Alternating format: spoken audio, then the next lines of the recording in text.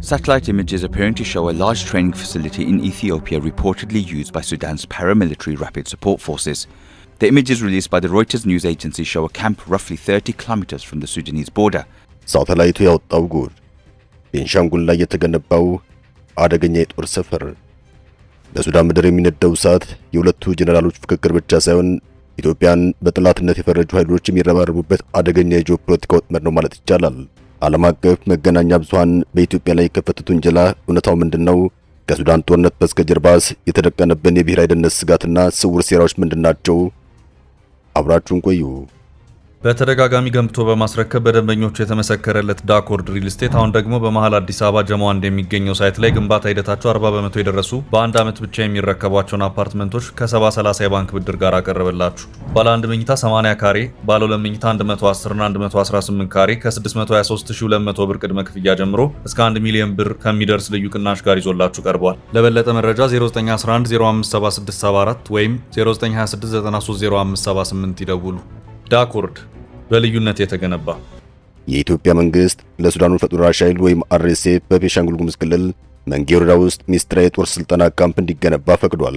ግንባታው በ2017 ዓ.ም ማለትም በፈረንጆቹ በ2025 አጋማሽ ላይ የተጀመረ ሲሆን ከጥቅምት ወር ጀምሮ ማሰልጣኞችና ወታደሮች ገብተውበት ሙሉ በሙሉ ስራ መጀመሩን ቢያደርጉም ሮይተርስ ይወነጅላል። Thousands of fighters at the site in Ethiopia's Benishangul Gumuz region. ኢትዮጵያ ሚስጥራዊ የጦር ስልጠና ካምፕ መገንባቷን በሳተላይት ምስሎችና በስለላ ምንጮች አረጋግጫለሁ በሚል ሲሆን ከዚህም ባሻገር ኢትዮጵያ ከሱዳን መንግስት ጋር ያላትን የድንበርና የአባይ ውሃ ውዝግብ መነሻ በማድረግ ተቀናቃኙን ኃይል ትደግፋለች የሚል መላምት በመያዙና የኢትዮጵያ ተቀናቃኝ የሆኑት እንደ ግብጽ ያሉ ሀገራት በሚያቀብሉት ሚዛናዊነት የጎደለው መረጃ ላይ በመመስረቱ እንደሆነም እየተነገረ ይገኛል። በለንደኑ ኪንግስ ኮሌጅ የደህንነት ጥናት መምህር የሆኑት ዶክተር አንድሬስ ክሬ በመካከለኛው ምስራቅና በአፍሪካ ቀንድ ጂኦፖለቲካዊ እንቅስቃሴዎች ላይ በሚያቀርቧቸው ምሁራዊ ትንታኔዎች በግንባር ቀደምትነት የሚጠቀሱ ባለሙያ ናቸው። በተለይም በተባበሩት አረብ ኤሚሬትስና በሳውዲ አረቢያ መካከል ስላለው የኃይል ሚዛን ፍጥጫ፣ ስለ የመን ቀውስ፣ ስለ ሶማሌላንድ የዲፕሎማሲ እውቅና ጥያቄ እንዲሁም ስለ ሱዳን የእርስ በርስ ጦርነት ከቅርብ ጊዜያት ወዲህ ለሚድል ኢስት የሰጧቸው ማብራሪያዎች ኢትዮጵያ የምትገኝበት የምስራቅ አፍሪካ ቀጠና የተጋረጠበት ውስብስብ የጂኦፖለቲካ አደጋም ብሎም ተግዳሮቶችን በጥልቀት የሚፈትሹና ቁልፍ መረጃዎችን የሚጠቁሙ ናቸው። ዶክተር ግሬግ በአንድ ወቅት በሰጡት ቃለ ምልልስ እንደገለጹት ምንም እንኳን የሚፈጸሙ ጥቃቶች በዓለም አቀፍ ሕግ ተጠያቂ የሚያደርጉ ቢሆንም ስለ ሱዳን መደበኛ ጦር ወይም ከጀርባው ስላሉ ኃይሎች ዝም ተብሎ ስለ ፈጥኖ ደራሽ ኃይል ወይም ስለ አርኤስኤፍ ብቻ ተደጋግሞና ተጋኖ የሚወራበት ምክንያት የራሱ ሚስጥር አለው።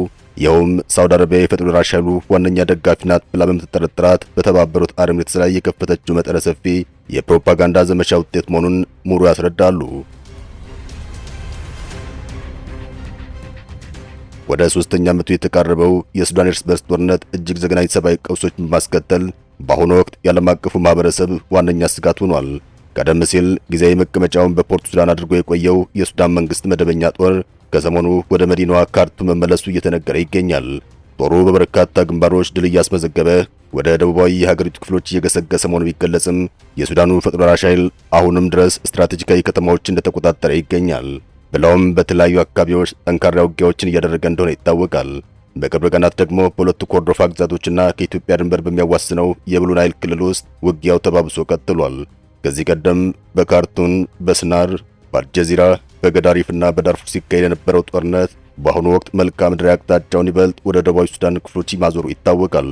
የሮይተርስ የዜና ወኪል ከሰሞኑ ባወጣውና አነጋጋሪ በሆነው ሪፖርቱ ላይ ኢትዮጵያ ለሱዳኑ ፈጥኖ ደራሽ ኃይል አርኤስኤፍ ድጋፍ ታደርጋለች የሚል ከባድ ውንጀላን ሰንዝሯል።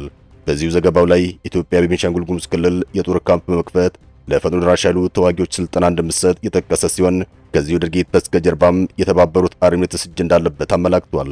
ምንም እንኳን የኢትዮጵያ መንግስት እስካሁን ለቀረበበት ክስ ይፋዊ ምላሽ ባይሰጥም የተባበሩት አረብ ኤሚሬትስ ግን የቀረበው ውንጀላ በጽኑ ተቃውማለች። ዘናሽናል የተሰኘው ጋዜጣ የካቲት 5 ቀን 2018 ዓ.ም አንድ ስማቸው ያልተጠቀሰ ከፍተኛ የኤሚሬትስ ባለስልጣን ጠቅሶ እንደዘገበው አገሪቱ የሮይተርስን ዘገባ መሰረተ ቢስ በማድረግ ውድቅ አድርገዋለች። ባለስልጣኑ በሰጡት ማብራሪያቸው ላይ እኛ ለፈጥኖ ደራሽ ኃይሉ መሳሪያ፣ ገንዘብ፣ ስልጠናም ሆነ ማንኛውም አይነት ቁሳቁስ ሰጥተን አናውቅም። ትኩረታችንም ሰብአዊ ድጋፍ በሚቀርብበትና የተኩስ አቁም ስምምነት በሚከበርበት ሁኔታ ላይ ብቻ ነው ስትል ተደምጣለች። አገሪቱ በቀጥታም ይሁን በተዘዋዋሪ ለኃይሉ ሎጂስቲክ፣ የትራንስፖርት፣ የድሮን አቅርቦትም ሆነ የጦር ካምፕ ግንባታ ድጋፍ አድርጋለች የሚለውን ክስ አጥብቃ አስተባብላለች። በሌላ በኩል በቅርቡ በተባበሩት መንግስታት ድርጅት ተመድ መድረክ የቀረበው የሱዳንን ጦርነት ሪፖርት መነሻ በማድረግ በአፍሪካ ደህንነትና ጂኦፖለቲካ ጉዳዮች ላይ የሚሰሩት ገለልተኛው ተመራማሪ ካሜሮን ሃንሰን የጦርነቱ መልክና አሳሳቢ ገጽታዎች በዝርዝር አብራርተዋል። ባለሙያው ሲያስረዱም ዓለም አቀፉ ማህበረሰብ የሱዳንን ቀውስ ከሩቅ ሆኖ ከመታዘብ ብለውም አንድን ወገን ከመያዝ ሊቆጠብ እንደሚገባ ያሳስባሉ። በአንድ በኩል ከ1 ሚሊዮን በላይ ህዝብ ይኖርባት የነበረችው ኤልፋሽር ከተማ ዛሬ ላይ ሆናም ጥቂት ሺዎች ብቻ የማስተናገዷ የጦርነት አውዳሚነት ቁልጭ አድርጎ የሚያሳይ መሆኑን ገልጸዋል። በተለይም ግጭቱ በተራ መሳሪያዎች ብቻ ሳይሆን በረቀቁ የቴክኖሎጂና በአዲሱ ትውልድ ዘመናዊ መሳሪያዎች የሚካሄድ ሲሆን በርካታ ሀገራትም ለዚሁ ግብዓት በማቅረብ ተባባሪ ናቸው። በተለይም የተባበሩት አረብ ኤሚሬቶች በቻድ፣ በሊቢያ፣ በማዕከል አፍሪካ ሪፐብሊክ፣ በደቡብ ሱዳንና በፑንትላንድ በኩል ለፈጥኖ ደራሽ ኃይሉ የጦር መሳሪያ የምታስተላልፍበት ጠንካራ ሎጂስቲክ መስመር ዘርግታለች። ይሁን እንጂ የጦር መሳሪያ ማዕቀብ በመጣል ብቻ ጦርነቱን ለማስቆም አዳጋች መሆኑን የጠቀሱት ባለሙያው ግጭቱ በሁለቱ ጀነራሎች የስልጣን ፉክክር ቢቀሰቀስም አሁን ግን አህጉሩን የተሻገረና ዓለም አቀፋዊ ይዘት ያለው ውስብስብ ቀውስ ሆኗል ሲሉ ተደምጠዋል። ይኸው በሱዳን የሚታየው የግጭት ድርና ጥልፍልፎች በቀጣይ ወደ ጎረቤት ሀገራት ማለትም ወደ ቻድ፣ ወደ ደቡብ ሱዳን ወይም ኢትዮጵያ ሊዛመት እንደሚችል በስጋት አስጠንቅቀዋል። በሪፖርቱ መሰረትም በሱዳን ጦርነት ውስጥ እጃቸውን ያስገቡ ሀገራትና አካላት በርካታ ናቸው።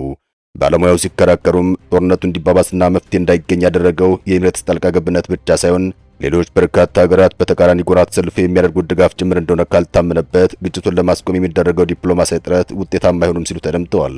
ይሁን እንጂ የሮይተርስ የዜና ወኪል የሱዳን ጦርነት በዋናነት የተባበሩት አረብ ኤሚሬትስና የኢትዮጵያ ጥፋት እንደሆነ አድርጎ በማቅረብ ያተኮረ ይመስላል።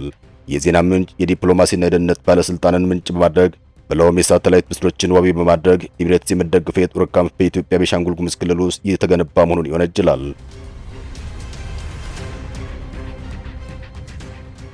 ሆኖም ሮይተርስ የሱዳን መደበኛ ጦርን ከጀርባ ሆኖ ስለሚያስታጥቁት እንደ ሳውዲ አረቢያ፣ ግብጽ፣ ኤርትራና ቱርክ የመሳሰሉ ሀገራትን ዝርዝር መረጃ ባለመስጠቱ የዘገባው ሚዛናዊነትና ተአማኒነት በበርካቶች ዘንድ ጥያቄ ውስጥ እንዲወድቅ አድርጎታል። በተመሳሳይ ሁኔታም አፍሪካን ኢንቴሊጀንስ የተሰኘው ተቋም ሱዳንና ሶማሊያ ወታደራዊ ትብብር መጀመራቸውን ይፋ አድርጓል። የሱዳን ወታደራዊ ባለሙያዎች በሶማሊያ ጋልሙድ ግዛት በመገኘት ለመልመል ወታደሮች ስልጠና እየሰጡ መሆኑን በዘገባው ጠቁሟል። በሌላ በኩል ቱርክ፣ ግብጽ፣ ኤርትራና ሳውዲ አረቢያ ለሱዳን መደበኛ ጦር የሚያደርጉት ድጋፍ በሰፊ የሚታወቅ ቢሆንም በሱዳን ጦርነት ግን የአረብ ኤሚሬትስ ጣልቃ ገብነት ብቻ ጎልቶ እንዲነገር መደረጉ ይስተዋላል። የሱዳን ጦርነት ከቀጠናው ሀገራት ባለፈም እንደ ሩሲያ ያሉ ራቅ ያሉ ኃይላትም ቀልብ መሳቡ አልቀረም። የሩሲያው የግል የጦር ተቋም የሆነው ዋግነር ግሩፕ ከቀድሞ ፕሬዝዳንት ኦማር አልበሽር ዘመን አንስቶም በሱዳን ምድር እንደሚንቀሳቀስ ይነገራል። በተጨማሪም ሩሲያ በሱዳን የቀይ ባህር ጠረፍ ላይ የጦር ሰፈር ለመገንባት በይፋ ከስምምነት ላይ መድረሷን የሚጠቁሙ ዘገባዎችም ሲወጡ ቆይተዋል። እንደ ኢራንና ኳታር ያሉ ሀገራትም ተመሳሳይ ስትራቴጂካዊ ፍላጎት እንዳላቸው ቢገለጽም በመጨረሻ ግን ቱርክ በሱዳንና ሁልኪ ደሴት ላይ የጦር ሰፈር መመስረቷ የሚታወስ ነው። ከወታደራዊ ትብብር ባሻገር ሩሲያ በሱዳን የወርቅ ማዕድን ልማትና ንግድ ዘርፍ ላይ እስካሁን ድረስ በስፋትና በተለያዩ መንገዶች ተሰማርታ ትገኛለች። ቻታም ሃውስ የተሰኘው የጥናት ተቋም እንዳረጋገጠው የሱዳን ወርቅ መዳረሻው ዱባይ ብቻ ሳይሆን በርካታ ሀገራትን ያካትታል። በጦርነቱ ውስጥ የፈጥኖ ደራሽ ኃይሉን የሚደግፉ ብቻ ሳይሆን ከሱዳኑ መደበኛ ጦር በስተጀርባ ያሉ ሀገራትም የወርቅ ሀብቱ በመጋራት ላይ እንደሚገኙ ተረጋግጧል። ወርቁ ፈጥኖ ደራሽ ኃይሉ ከሚቆጣጠራቸው አካባቢዎች ብቻ ሳይሆን በመደበኛው ጦር ይዞታው ስር ከሚገኙ ቦታዎችም በድብቅ ወደ ውጭ ሀገራት ይወጣል። ለዚህም እንደ ሳውዲ አረቢያ፣ ግብጽና የተባበሩት አረብ ኤሚሬትስ ያሉ ሀገራት በዋናነት ተጠቃሽ ናቸው። ሰሞኑን የወጡ ሪፖርቶች ደግሞ በተባበሩት አረብ ኤሚሬትስና በሳውዲ መካከል የተፈጠረው ውጥረት አንዱ መንስኤው የወርቅ ሀብት ሽኩቻ መሆኑን ያመላክታሉ። ሁለቱ ሀገራትም እንደ የመን፣ ሶማሊያና ሱዳን ባሉ ሀገራት ላይ በቀውሶቻቸው ውስጥ እጃቸውን የሚያስገቡ በዋናነት ስትራቴጂካዊ ወደቦችን ለመቆጣጠር እንዲሁም የነዳጅና የወርቅ ሀብትን ለመቀራመት እንደሆነም በሰፊ ይዘገባል። የሱዳኑ ጦርነት መንስኤና ውጤት ላይ ትኩረት ያደረጉ የመገናኛ ብዙሃን እንደሚጠቁሙት ለአሁኑ ቀውስ መሰረታዊ ምክንያት ሁለት ተፋላሚ ኃይሎች ከ4 ዓመታት በፊት የነበራቸው ጥምረት ነው። የሱዳኑ የጦር መሪ ጀነራል አብዱል ፈታህ አልቡርሃንና የፈጥኖ ደራሽ ኃይሉ መሪ ጀነራል መሐመድ ሐምዳን ዳጋሎ ሄሜቲ በጋራ በመሆን በአብደላ ሐምዶክ ይመራ የነበረውን የሲቪል አስተዳደር ከስልጣን መውረዳቸው አገሪቱ አሁን ለምትገኝበት ማቆሚያ ለሌለው ውጥንቅጥ እንደዳረጋት ይገለጻል። ብዙዎች እንደሚስማሙት የጦርነቱ ዋነኛ መዘውር ስልጣንን በብቸኝነት የመቆጣጠር ፍላጎትና ተቀናቃኝን ትጥቅ የማስፈታት ፉክክር የወለደ ሽኩቻ እንደሆነ ይታወቃል። ስለ ሱዳኑ ሰብአዊ እልቂት ሲነሳም ሁለት ወገኖች የታሪካዊ ጥፋተኝነት ድርሻቸውን እንደሚሸከሙ ምሁራን ያስረዳሉ። ከዚህ ባለፈም ከሁለቱ ጄኔራሎች ጀርባ የገዛ ፍላጎታቸውን ለማሳካት የሚጥሩ የውጭ ኃይሎችም እኩል ተጠያቂ መሆን እንዳለባቸውና ችግሩን በዘላቂነት ለመፍታት እንዲህ አይነቱ ሚዛናዊ እይታ ወሳኝ መሆኑን ያሳስባሉ። ጦርነቱ ሱዳን ከጎረቤቶቿ ጋር ያላትን የዲፕሎማሲ ግንኙነት መልክ የቀየረ ሲሆን ግጭቱም ድንበር ተሻጋሪና ተጽዕኖ ማሳደሩን ቀጥሏል። ኢትዮጵያም ከጦርነቱ መጀመሪያ አንስቶ በገለልተኝነትና በአሸማጋይነት ስትቀጥል አሁን ግን ለፈጥኖ ደራሽ ኃይሉ ድጋፍ ትሰጣለች በሚል ክስ እየቀረበባት ይገኛል። ዘአፍሪካን ሪፖርት የተሰኘው መጽሔትም ጠቅላይ ሚኒስትር አብይ አህመድ በሱዳን የእርስ በርስ ጦርነት ፈጥኖ ደራሽ ኃይሉን እየረዱ ነው በሚል ርዕስም ኢትዮጵያ ለምን በጦርነቱ እንደምትወነጀል የሚያትት ሰፊ ትንተናን አቅርቧል። ከሰሞኑም በብሉ ናይል ግዛት በፈጥኖ ደራሽ ኃይሉና በሱዳን ህዝቦች ነጻነት ንቅናቄ ጥምረት የተፈጸመውን ተከታታይ ጥቃት ተከትሎም ጥቃቱ የተሰነዘረው ከኢትዮጵያ ድንበር በመነሳት በኢትዮጵያ ድጋፍ ነው የሚለው ውንጀላም ዳግም አይሏል። ይሁን እንጂ ኢትዮጵያ በሱዳን ጦርነት እጇን እያስገባች ነው የሚለው ክስ ከቅርብ ጊዜያት ወዲህ እየተፈጠረ እንዳልሆነም ዘገባ ያስረዳል። እንደ ሱዳን ትሪቡን ያሉ የዜና መገናኛ ብዙሃን ውንጀላውን በተደጋጋሚ ሲያስተጋቡ የቆዩ ሲሆን ጄኔራል አልቡርሃንም ራሳቸው በ2023 ኢትዮጵያ በቀጥታም ወንጀላቸው ይታወሳል። ይህም በቅርቡ ተሰማ በተባለውና የስልጠና ካምፕ ከመወራቱ ከረጅም ጊዜያት በፊት ለፈጥኖ ደራሽ ኃይሉ ድጋፍ ይደረጋል የሚለው ጥርጣሬ መኖሩን ያሳያል። ምንም እንኳን ዘገባው በኢትዮጵያ ላይ ያነጣጠሩ ውንጀላዎችን በስፋት ቢያስተጋባም በተቃራኒው የቀረቡ መላምቶችና መከራከሪያዎችን በሚዛናዊነት ለመዳሰስ ጥረት አድርጓል። ኢትዮጵያ በሱዳኑ ጦርነት ጣልቃ ገብታለች የሚለው ግምት በበርካታ ታሪካዊና ፖለቲካዊ መነሻዎች ላይ የተመሰረተ መሆኑን ሪፖርቱ አመላክቷል። ከእነዚህም መካከል አንደኛውና ዋነኛው በሁለቱ ሀገራት መካከል ለዘመናት ዘለቀው በለውም እስካሁን መፍትሄ ያላገኘው የድንበር ውዝግብ የፈጠረ አለመተማመን ስሜት እንደሆነም በስፋት አትቷል። ቀደም ሲል የደቡብ ሱዳንን መገንጠል ያስከተለው የእርስ በርስ ጦርነትም ሆነ በኢትዮጵያ ውስጥ የተካሄዱ ግጭቶች ሁለቱ ሀገራት እርስ በርስ የሚካሰሱባቸውና መጠራጠሪያ የሚያደርጓቸው ጉዳዮች ነው መቆየታቸውን በዘገባው ተመላክቷል። አሁን ላይ ኢትዮጵያ ለፈጥኖ ደራሽ ኃይሉ ድጋፍ ታደርጋለች የሚለው ግምትም በተጨባጭ ማስረጃ ቢደገፍ እንኳን ድርጊቱ የተባበሩት አረብ ኤሚሬትስ ፍላጎት ለማርካት ብቻ የሚከናወን ነው ብሎ መደምደም የተሳሳተ መሆኑን ዘገባው ያስረዳል። ኢትዮጵያ በሱዳኑ ጉዳይ ጣልቃ የመግባት ፍላጎት ባይኖራት እንኳን ይህን ለማድረግ የሚያስገድዷት እንደ ሀገር በርካታ የራሱ የሆኑ ስትራቴጂካዊና ብሔራዊ ምክንያቶች እንዳሏት ተጠቁሟል። አንዳንድ ወገኖች ይህኑ መከራከሪያ በማጠናከር በጎረቤት ሱዳን ከሩቁም ከቅርብ የሚመጡ የውጭ ኃይሎች የገዛ ፍላጎታቸውን ለማስፈጸም በሚረባረቡበት ወቅትም ኢትዮጵያም አፍንጫዋ ስር የሚካሄደውን ሁኔታ እጇን አጣጥፋ ልትመለከቱ አይገባም ሲሉ ይሞግታሉ። በምስራቅ በኩል ዋነኛ የኢትዮጵያ የገቢና የውጭ ንግድ መስመር የሆነችው ጅቡቲም ከ10 ያላነሱ የውጭ ሀገራት የጦር ሰፈሮች በወደቦቿ አስተናግዳለች። በሌላ በኩል ደግሞ ኤርትራ የባህር በር ጥያቄ ቀረበ በሚል በኢትዮጵያ ላይ የጠላትነት ፖሊሲን ከማጠናከሯ ባለፈ ግብጽና ሶማሊያን በማሰባሰብ ጸረ ኢትዮጵያ ግንባር ለመፍጠር ስትተጋ መቆየቷም ኢትዮጵያ በሱዳን በኩል ለምታደርገው እንቅስቃሴ የብሔራዊ ደህንነት ጥበቃ አካል እንደሚያደርገው ይገለጻል። የደህንነት መረጃዎች እንደሚያመላክቱትም ግብጽ የሱዳንን ጦርነት ከብሔራዊ ደህንነቷና ከአባይ ውሃ ፖለቲካዊ ህልውና ጋር አቆራኝታ ትመለከተዋለች። በመሆኑም ለሱዳን መደበኛ ጦር ከዲፕሎማሲያና የሎጂስቲክ ድጋፍ ባሻገር በፈጥኖ ደራሽ ኃይሉ ይዞታዎች ላይ የአየርና የድሮን ጥቃት በመሰንዘር በግጭቱ ውስጥ ቀጥተኛ ተሳትፎ እያደረገች ትገኛለች። የመካከለኛው ምስራቅ ጉዳዮች ተንታኝ የሆኑት ዶክተር አንድሬስ ክሬግ በሱዳን ቀውስ ብዙውን ጊዜ ፈጥኖ ደራሽ ኃይሉና የተባበሩት አረብ ኤሚሬትስም በዋና አጥፊነት ቢነሳም ግብጽም በጦርነቱ ውስጥ ዋና ተዋጊ ሆናለች። ካይሮ ቀደም ሲል የነበራትን ቀጠናዊ ተጽዕኖ አጥታ በአሁኑ ወቅትም በምዕራባውያንና በባለጸጋ የአረብ ሀገራት የገንዘብ ድጋፍ የምትተዳደር ሀገር ሆናለች ሲሉ ይተቻሉ። ምሁሩ አክለውም የግብጽ ኢኮኖሚያዊ ጥገኝነት ለሌሎች ሀገራት ተጽዕኖ አጋልጧታል ባይ ናቸው።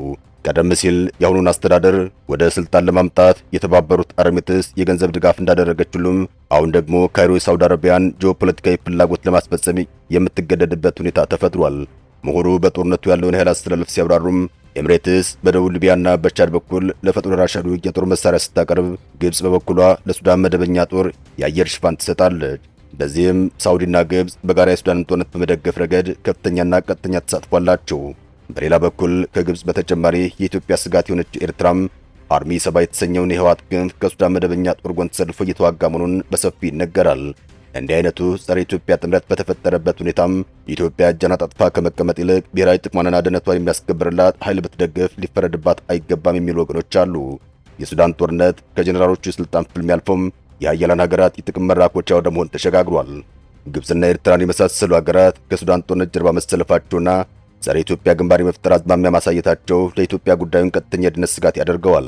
በመሆኑም ሀገራት ለወርቅና ለስትራቴጂካዊ የበላይነት በሱዳን ምድር በሚፋለሙበት በዚህ ወቅት ኢትዮጵያ ጥቅሟና ደህንነቷን ለማስጠበቅ የምታደርገው ጥረት ከከበባት ውስብስብ ጂኦፖለቲካዊ ጫና አንጻር የሚጠበቅና የማይቀየር ምርጫ መሆኑን በርካቶች ይናገራሉ።